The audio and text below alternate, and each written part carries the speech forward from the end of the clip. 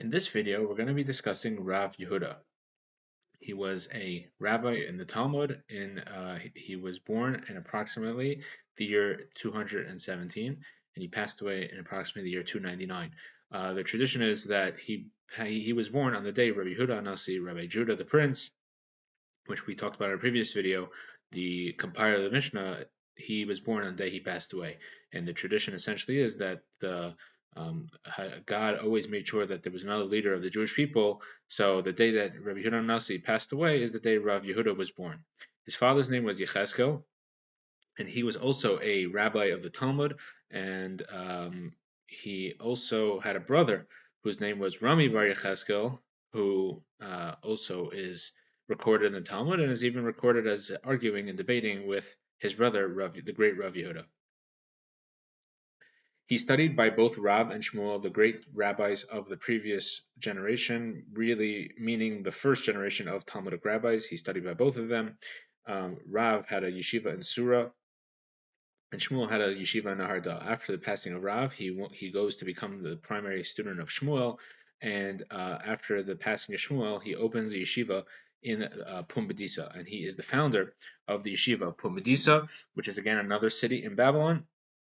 These are all cities in Babylon, and his yeshiva becomes basically the successor to Naharda. Naharda is later This is in the year 255. He establishes yeshiva. In the year 259, the yeshiva of Naharda is destroyed, and his yeshiva is considered the continuation and the primary yeshiva of Babylon, especially following the passing of Rav Huna. Rav Huna was still alive. He was the Rosh Yeshiva of Surah. We discussed Rav Huna in a previous video.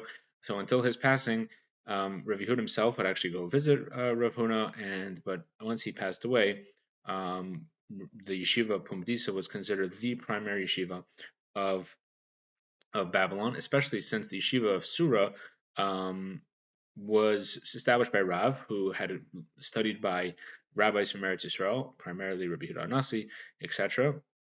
And therefore, the rabbis of Israel had much influence on the yeshiva of Surah, so it wasn't quote-unquote a Babylonian style yeshiva. It was more influenced by the rabbis of the land of Israel.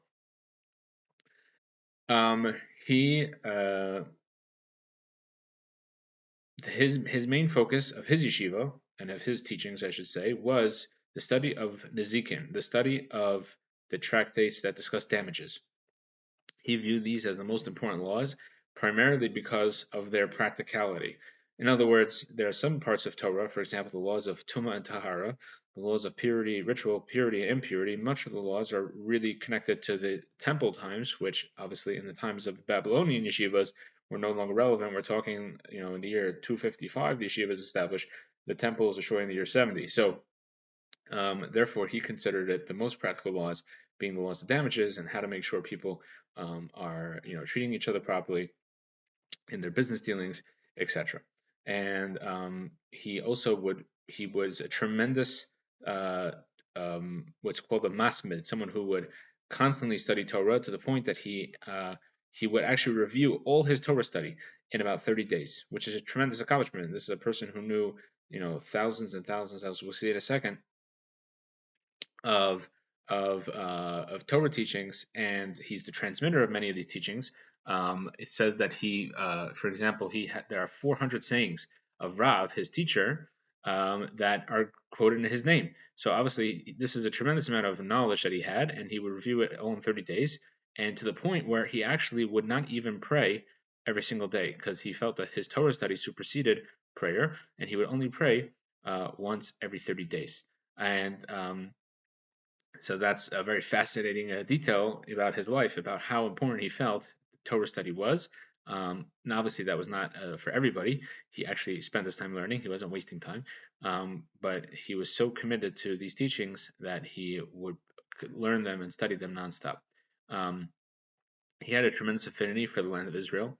In fact, he made a special blessing on oil that came from the land of Israel, good smelling oil. He would make the blessing, Baruch Hashem Elokeinu Melech Haolam, blessed are you, Lord our God, King of the universe, instead of saying Bari Mine Besamim, the one who creates different types of he would say Bore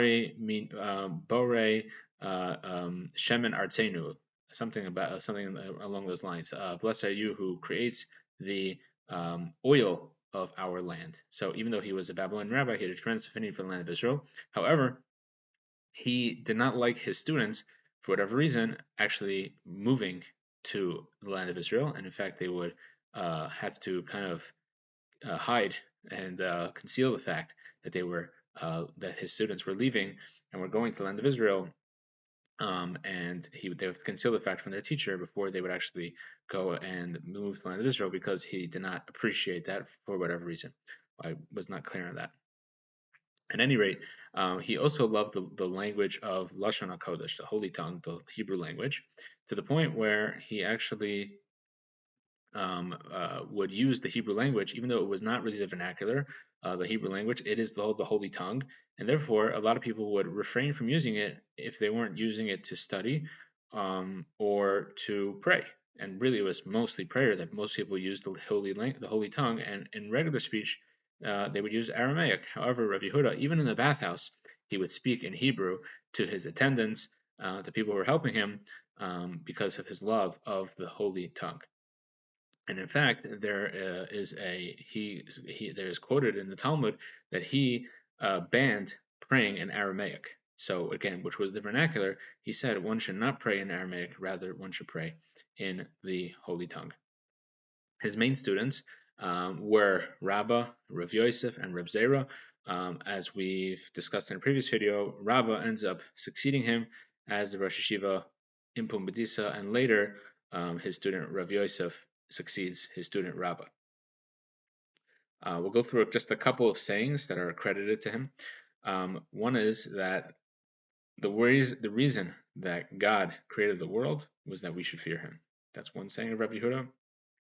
Another saying of his is that the nations of the world only exist because of 30 righteous people amongst them.